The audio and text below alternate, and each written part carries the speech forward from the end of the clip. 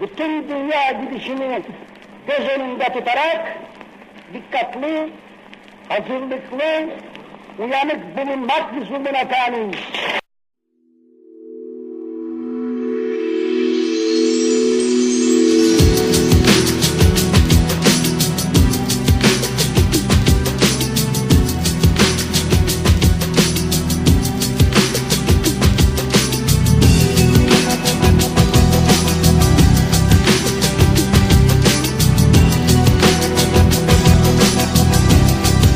Ben ölmeden önce bir sürü dostum vardı. Ben ölmeden önce bir sürü düşüm vardı. Ben ölmeden önce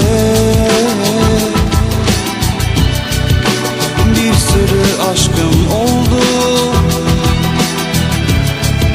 Ben ölmeden önce bir sürü hatam oldu. Her şeye rağmen pişman değilim. Her şeye rağmen pişman değilim. Ama yine de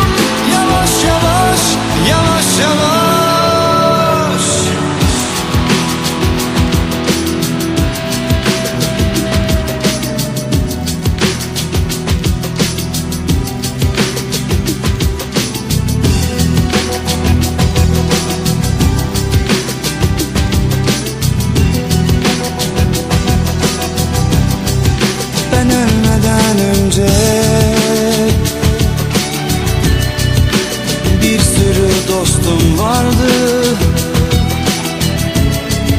Ben ölmeden önce